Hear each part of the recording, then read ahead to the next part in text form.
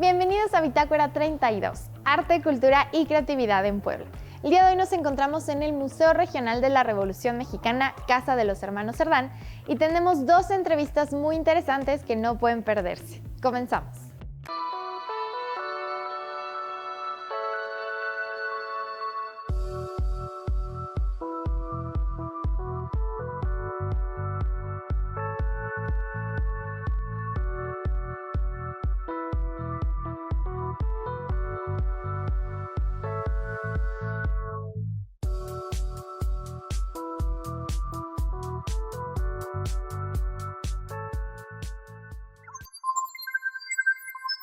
Nos encontramos con el licenciado Domingo Castillo, encargado de este museo. ¿Cómo está? Bienvenido a Bitácora 32. Hola, muchas gracias. Muy bien. Bienvenidos al Museo Regional de la Revolución Mexicana. Muchas gracias. ¿Nos podría platicar un poco acerca de este lugar para las personas que no lo conocen?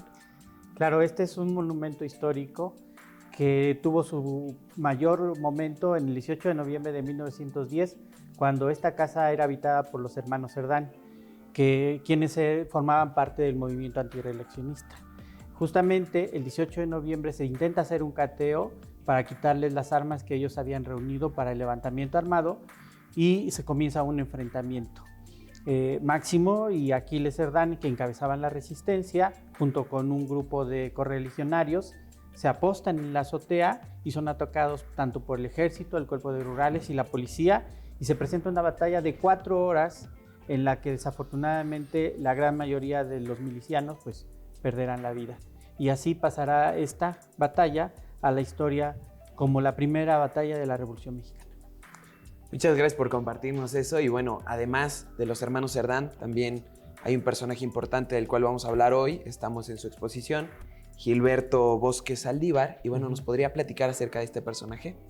Sí, por supuesto, don Gilberto Bosque Saldívar es un personaje muy importante para la historia, no solo de México, sino de todo el mundo, ya que es el mexicano que nos representa a nivel internacional como una muestra de calidad humana y de apoyo y solidaridad para la sociedad en momentos de crisis, como fue la Segunda Guerra Mundial.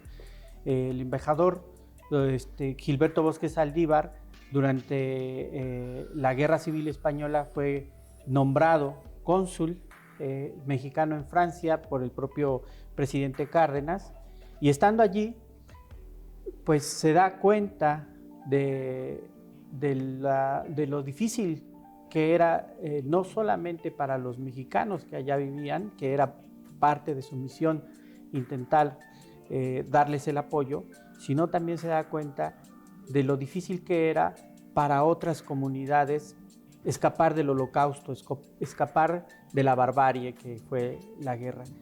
Y él, frente a su delegación como cónsul, toma las riendas de este momento y llega a salvar la vida de hasta 40,000 personas. Este es el cálculo que se hace. Un mexicano excepcional, definitivamente. Y bueno, para las personas que estén interesadas en venir a esta exposición, ¿qué es lo que se puede encontrar sobre este personaje? El equipo del Museo Regional de la Revolución Mexicana investigó en varios archivos para recuperar diferentes fotografías de los diversos momentos que vivió don Gilberto Bosque Saldívar. Encontrarán 3 bloques de fotografías. El primero nos habla acerca de su mayor labor, que fue la del trabajo del rescate y de los refugiados.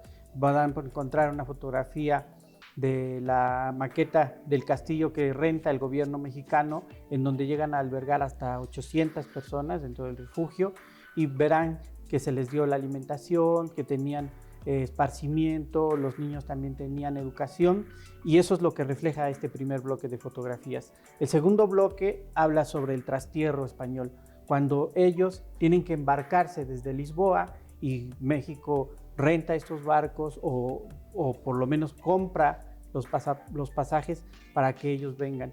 La gran mayoría o una gran parte de ellos vienen a México, y otros solicitarán llegar hacia Estados Unidos, hacia Argentina o Sudamérica en general, pero siempre desde la delegación mexicana.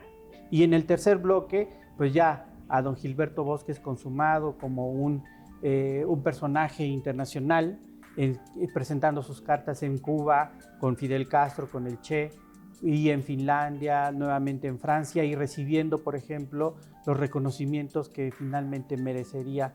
Uno de ellos es la Orden Maestre de España, justamente por toda la labor que él desempeñó durante ese momento. Es muy importante mencionar por qué el Museo Regional de la Revolución Mexicana alberga esta exposición. Bueno, cuando don Gilberto tenía apenas 17 años, él empieza a estudiar la carrera normalista aquí en el Instituto Normal de Puebla. Okay. Esto era para 1909, justamente un año antes de que comenzara la revolución, y conoce el club antirreeleccionista Luz y Progreso, encabezado por Aquiles Cerdán. Aquiles Cerdán le da la misión de repartir los folletos que se imprimían desde el club con los estudiantes, no solo de la normal, sino del Colegio del Estado, tanto en fábricas como con otros estudiantes. Esa fue la primera misión política que tuvo don Gilberto Bosque Saldívar, algo que recordaría posteriormente en sus escritos, en sus memorias, y a Aquiles Cerdán siempre lo nombraría como un personaje que marcó su vida, él siendo un joven apenas de 18 años, viendo todo este movimiento que al final se desarrollaría como la Gran Revolución Mexicana. Él menciona que justamente el 18 de noviembre él estaba en camino para apoyar ya el levantamiento del 20 de noviembre, pero la represión comenzada por la dictadura, que no solamente fue en Puebla, fue en todo el país, sí, detienen diferentes viajes, por ejemplo, el que él tomaba desde su natal Chautla de Tapia, y no puede llegar. A partir de ese momento, él se convierte, junto con otros, un prófugo de la justicia. Será quizá el momento en el que posteriormente él lo verá como parte de la solidaridad que muestra también para los refugiados, judíos, libaneses, propios españoles, que escapaban del holocausto nazi. Interesante cómo todo se va relacionando, ¿no? Y bueno, para aquellas personas que quieran venir a visitar esta exposición, ¿qué días va a estar, hasta cuándo y en los horarios en los que la pueden visitar?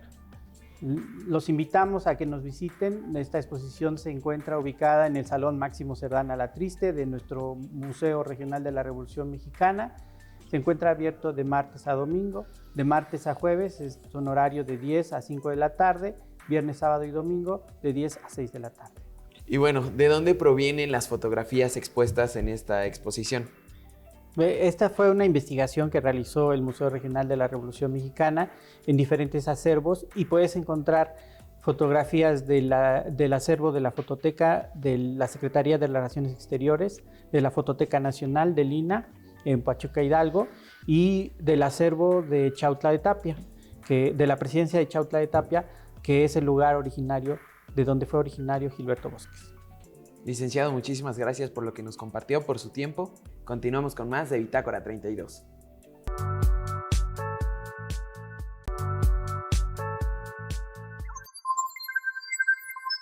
Ya estamos de vuelta para hablar de un país ideal, y para ello nos encontramos con el maestro Carlos Eduardo Benítez, quien nos va a hablar más sobre esta exposición que se encuentra en el Museo de los Hermanos Cerdán. ¿Cómo está, maestro? Bien, gracias, muy amables por la visita.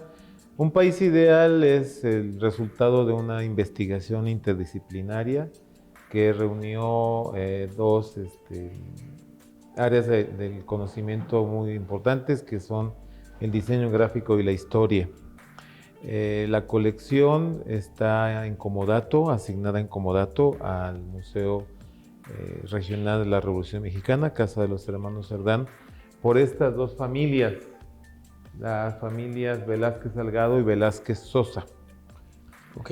Y sí, ellos han depositado la confianza en la Secretaría de Cultura, en el Gobierno del Estado de Puebla, en el organismo público descentralizado Museos Puebla, y se decidió seleccionar un conjunto de ejemplares de uno de los suplementos más importantes de la prensa porfiriana, que se llamó Ilustración del Imparcial. Era un suplemento dominical que reunía, además de gráfica, su lenguaje era fundamentalmente gráfico, en imágenes, reunía colaboraciones de poetas, escritores, cronistas que estaban en boga en ese momento, e incluso también del extranjero, como Jacinto Benavente, y la única escritora mexicana que ha sido nominada al Premio Nobel de Literatura en los años 50, ya del siglo XX, que se llamó María Enriqueta Roa, mejor conocida como María Enriqueta, cuyo libro clásico Rosas de la Infancia fue un material didáctico que hizo posible que muchos niños mexicanos, millones de niños mexicanos, aprendieran a leer y escribir.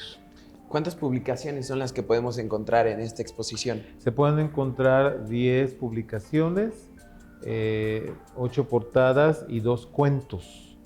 El Cuico, que es uno de esos cuentos, ubicado en una historia de provincia, y un texto inédito, un texto verdaderamente poco frecuente en la literatura mexicana, que es un texto futurista, ¿sí? Que se llama Una pesadilla del año 3000, donde el redactor, el escritor, intenta imaginar qué sería el futuro de México a partir del proyecto de modernidad del Porfiriato y cómo podría avanzar hacia adelante en el tiempo.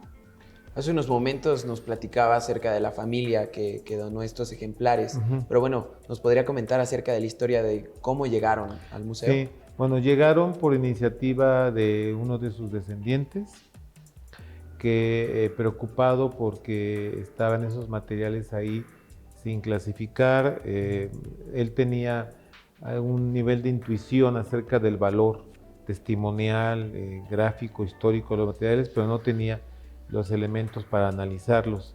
Entonces se acercó a nuestro jefe de departamento, conversó con él y así se concertó, así pudo lograrse primero visitar su casa, hallarlo, fue una gratísima sorpresa hallar los ejemplares en cajas y en magnífico estado, porque hablamos de materiales que datan de entre 1907 y 1911, o sea que ya son centenarios. Su estado de conservación es magnífico, lo que habla también del buen oficio de la prensa en México en términos técnicos. Se hacían publicaciones de mucha calidad, muchas veces con pocos recursos, en la mayoría de las veces con pocos recursos, y eran materiales que es un prodigio que se hayan conservado porque eran efímeros, o sea, circulaban y después se desechaban o no eran apreciados en su momento, en el presente en el que habían aparecido, en el tiempo presente en el que habían aparecido, y hoy día son fuentes de información que permiten que investigadores especializados puedan acercarse a los valores, a los estilos, a los autores de estas literaturas, primero de la capital del país y enseguida también de provincia. Por eso la muestra se hace acompañar de una publicación poblana que se llamó El Quijote, que se publicó entre 1908 y 1911, donde también se daba cuenta del avance de la ciudad, de creadores de poesía y literatura poblanos, sí, y donde se dedicaban números monográficos como los que tenemos en exhibición, por ejemplo, a la inauguración del Observatorio Astronómico del Colegio del Estado a finales del siglo XIX y principios del siglo XX. Entonces, hoy en día ya existe una corriente de investigación a nivel nacional y en Puebla hay 2 investigadores dedicados en la Benemérita Universidad Autónoma de Puebla justamente a estudiar ese tipo de materiales, qué es lo que pueden revelar, qué es lo que pueden dejar traslucir en el sentido de la interpretación de un proyecto de modernidad que apostaba a tres cualidades, que eran el orden, la educación y el progreso.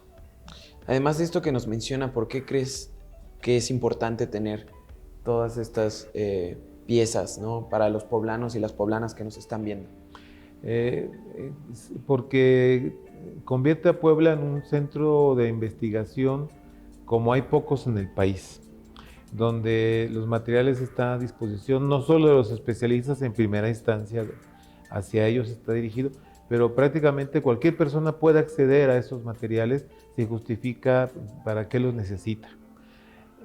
También porque se conservan como una prueba de cómo el proyecto de modernidad porfiriano se asentaba en esta ideología positivista, en esta filosofía del positivismo y después en el evolucionismo. Y porque también es una forma de manifestación creativa de cómo las provincias, entre ellas Puebla, en el porfiriato, se oponían al centralismo literario, intelectual y político que predominaba en la Ciudad de México. Y cómo lo hacían creando órganos de difusión y haciéndolos circular entre cada vez públicos más amplios. Sin duda estos ejemplares se leían en barberías, se leían en establecimientos donde concurrían las personas, en los primeros cafés y en los primeros bares, donde la gente, los poblanos concurrían en aras de lograr tiempo de esparcimiento. Entonces no es difícil imaginar a lectores de ocasión, lectores casuales, hojeando y muchas veces concentrándose en la lectura de estos materiales.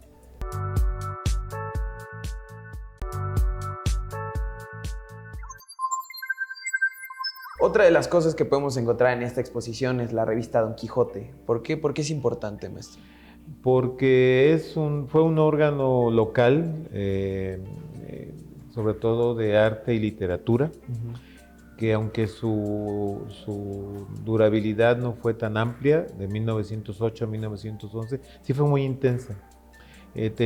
Los poblanos que entonces hicieron la revista, entre ellos el poeta Rafael Cabrera, que fue director de ella, logró unirse, logró comunicarse con grandes figuras de la literatura a nivel nacional e internacional.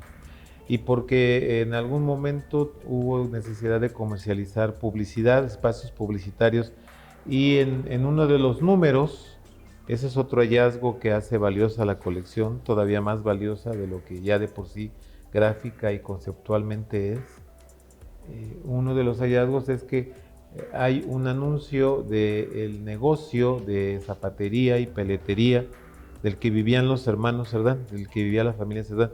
El negocio se llamó La Giralda y está anunciándose como una sucursal muy importante en Puebla de la Bandera Roja. La Bandera Roja era la casa matriz que distribuía estos productos al interior del país. Y viene el domicilio de donde estaba ubicado el negocio, segunda calle de Santo Domingo, número 10, dice textualmente. En la actualidad, la ubicación corresponde a la calle 5 de Mayo, a nuestra calle 5 de Mayo, entre las avenidas 6 y 10 Oriente. Entonces, para los investigadores que quieren ir más allá de lo que se conoce ya y se ha confirmado, pues ahí hay una llave para acceder a otros archivos, por ejemplo, el del registro público de la propiedad privada y el comercio, porque está la dirección. Sí. Y todo negocio se registraba en ese acervo, en esos libros, en esas actas, ¿sí? También para quienes quieran indagar, por ejemplo, cómo era la ciudad que los Cerdán vivieron, que no era la misma ya siendo adultos y preparando ya la conspiración contra el porfiriato, a cuando eran niños y crecieron e iban al colegio inglés o al colegio francés, o cruzaban la calle e iban al templo de Santa Clara, que siempre tuvieron frente a su casa, ¿sí? Etcétera, o iban de campo, en fin. No era la misma ciudad, ya tenía una transformación urbanística importante, ya había 3 estaciones ferroviarias, había un servicio de tranvía urbano, ¿sí? Había ya las primeras salas de cine muy, muy sencillas, los primeros cafés, nuevos lugares de sociabilidad, por ejemplo. Esa ubicación da una pista. de lo que ha sido, de lo que no era la calle 5 de Mayo, sino hasta el Porfiriato, porque el comercio en la época colonial se realizaba en una calle anterior, en la calle 2 Norte, desde Juan de Palafox y Mendoza hasta esta 6 Oriente. Por eso encontramos en sus esquinas el nombre de primera, segunda calle de mercaderes. Ahí es donde se realizaba el comercio. Con el Porfiriato se decidió que estaba mejor ubicada, la calle 5 de Mayo, que funcionaba mejor como un eje urbanístico y de paso de peatones, compradores potenciales, de personas, y se consagró pues, prácticamente desde entonces como la calle más concurrida y más hermosa y más comercial del centro histórico. Y maestro, antes de concluir, ¿alguna última cosa que quisiera añadir sobre esta exposición? Sí, que hay una circunstancia histórica que acoge, que respalda a la colección. El actual propietario, quien la recibió como legado familiar, es nieto, descendiente de Manuel Velázquez Méndez, uno de los combatientes que defendió la casa en las jornadas de 18, 19 y 20 de noviembre de 1910, esta casa de los hermanos Cerdán. Y él, por ese vínculo, también se decidió que fuese este museo el que acogiera la colección, por esa conexión que hay afectiva, histórica, heroica inclusive, ¿sí? Y porque su abuelo fue sobreviviente de esas jornadas. Entonces él consideró que no había mejor organismo público que pudiera tener la colección que dadas las circunstancias en que vivió su abuelo, que era también integrante del club antireeleccionista Luz y Progreso, que fue la vanguardia del antireeleccionismo y del madrismo en Puebla, en la primera etapa histórica de la revolución. Entonces se relaciona esta exposición Sí. junto con la de allá abajo y todo Sí. con la historia del museo, ¿no? Sí, por fortuna es una historia que tiene muchos vínculos que algunos ya han sido dados a conocer. Por eso también es importante que vengan los poblanos para que encuentren esos vínculos y vengan a visitarnos, y otros que estarán por encontrarse, ¿no? Otros que aún están todavía por confirmarse o que no han sido del todo dados a conocer. Maestro, ¿alguna última cosa que quisiera compartir con el público de Bitácora 32? Sí, vengan a visitar la exposición, está en la planta alta de nuestro museo, 6 Oriente 206, Centro Histórico. Es una muestra que poco se ha visto en la ciudad, en los 21 museos que la integran, y van a tener van a confirmar lo que sabemos ya, que Puebla ha sido derrotero de rutas culturales, que ha sido también destino de intelectuales y de creadores de formas de ficción, de elementos de recreación de la realidad, y de que pueden también tener contacto con lenguajes gráficos del pasado que pueden servir de inspiración a lo que hoy está predominando en las nuevas tecnologías, que es también lo gráfico, que es también la imagen. Maestro, muchísimas gracias por su tiempo, y continuamos con más de Bitácora 32. Llegamos al final del programa de hoy. Nos vemos el próximo jueves a las 18:30 horas y en su repetición los viernes a las 10:30 horas. Tampoco se olvide de pasar por el canal de YouTube del Sistema Estatal de Telecomunicaciones, donde podrá encontrar todos los programas de Bitácora 32. Hasta la próxima.